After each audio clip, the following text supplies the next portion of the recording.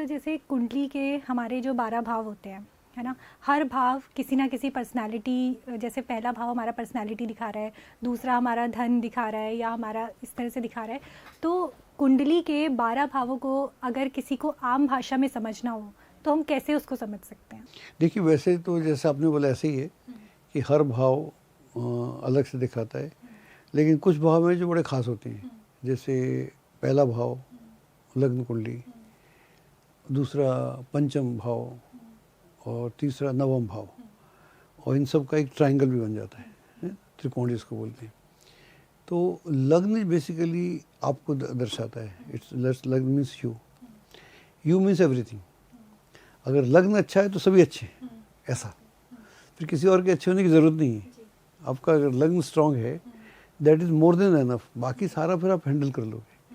फिर अपना क्रिएशन भी आपका अच्छा हो जाएगा, फिर आपका भाग्य भी अच्छा हो जाएगा, फिर आपका कर्म भी अच्छा हो जाएगा, फिर आप अपने ऑब्स्टिकल को हटा सकते हो, हेल्थ का ध्यान रख सकते हो, बच्चों का, लोगों का। तो आई थिंक अगर लग्न अच्छा हो, लग्न स्ट्रांग हो, तो मैं समझता हूँ पूरी कुंडली ही कंट्रोल में हो जाती है। ठीक है। और बाकी के जो 2 भाव आपने बताए, पंचम और नवम भाव? लग्न से जो है बेसिकली इट्स यू, और जो हम है तो पूरा व्यक्तित्व हो गया। वैसे तो हम बोलते हैं लग्न से चेहरा हुआ, चेहरे में भी हेड हुआ, वो तो हम बहुत माइन्यूट में चले जाते हैं, लेकिन लग्न से पूरे आप ही हो गए, पूरे आप जैसे भी आप हैं।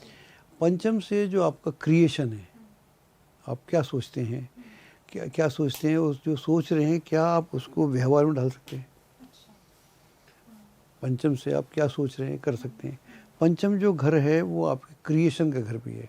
अगर कोई आदमी बहुत बड़ा पोइट ना हो, बहुत बड़ा साइंटिस्ट ना हो, लेकिन एक क्रिएशन तो कर ही सकता है, अपनी जैसा पैदा कर सकता है। दैट इज़ ऑल्सो पंचम। तो you can create something like you. आप मनुष्य हैं तो मनुष्य जैसा पैदा कर सकते हैं, जानवर जैसा पैदा कर सकते हैं। तो क्रिएशन नेचर ने ऑटोमेटिक दिया हुआ है। आप में कोई शक्ति हो या ना हो, इतनी शक्ति नेचर ने दी है कि you can create something like you.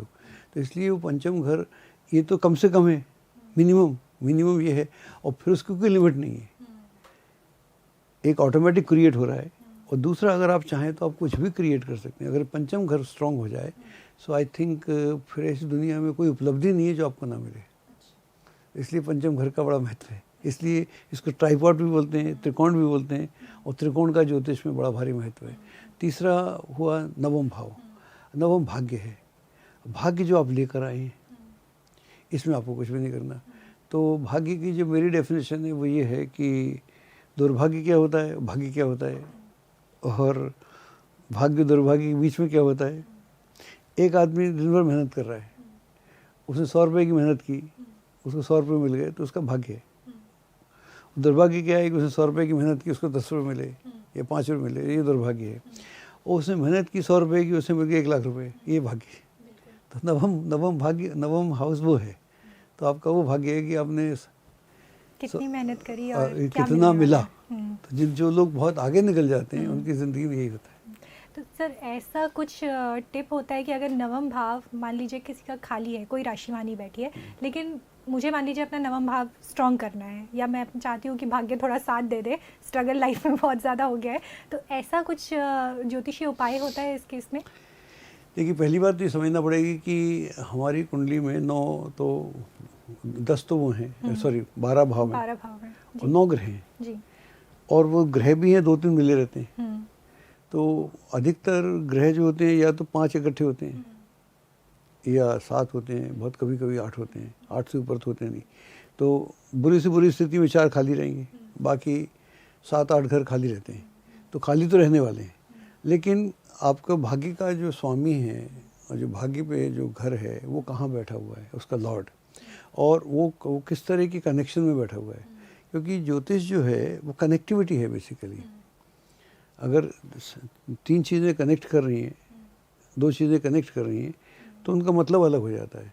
और 3-4 चीज़ें कनेक्ट कर रही हैं और एक ही तरह की हैं तो उसका अलग हो जाता है।